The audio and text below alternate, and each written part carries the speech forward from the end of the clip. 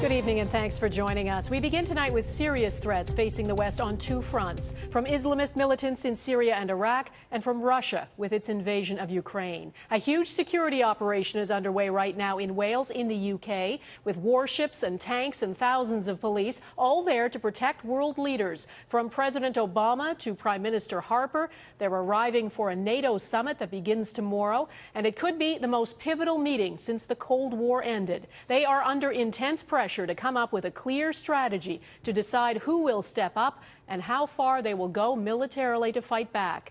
We have complete coverage tonight on the high-stakes summit, beginning with Eric Sorensen and the Russian challenge. Eric?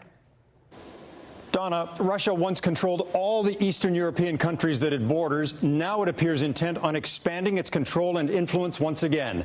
Earlier today, President Obama visited the Baltic state of Estonia as NATO countries scramble to hold the line, even as parts of Ukraine are falling away.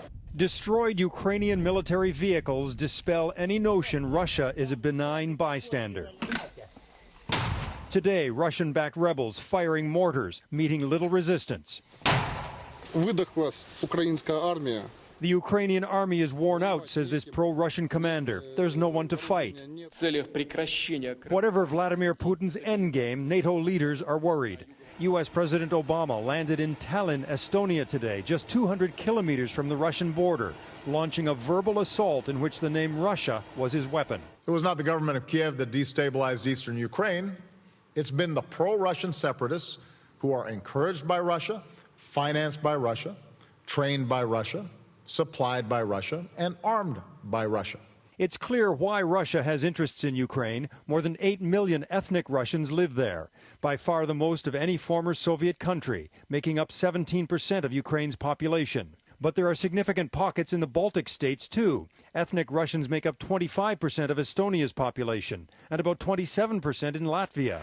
And so Obama came here to draw a line in the sand for Russia to see and hear. We'll be here for Estonia, we will be here for Latvia, we will be here for Lithuania. You lost your independence once before. With NATO, you will never lose it again. Meantime, the West is coordinating pressure on Russia. France is suspending delivery of this warship that it built for Russia. Slovakia this week turned on the taps to pump oil to Ukraine. And Australia is banning uranium sales to Russia. There will be no uranium sales to Russia until further notice. Today, Ukraine's President Poroshenko said he and Vladimir Putin talked about peace on the phone, but so far it's only talk. Meantime, NATO leaders hope to finalize plans for a rapid reaction force at their summit in Wales, military diplomacy to back up economic sanctions, all to persuade Vladimir Putin that an expanding Russian empire is not an option.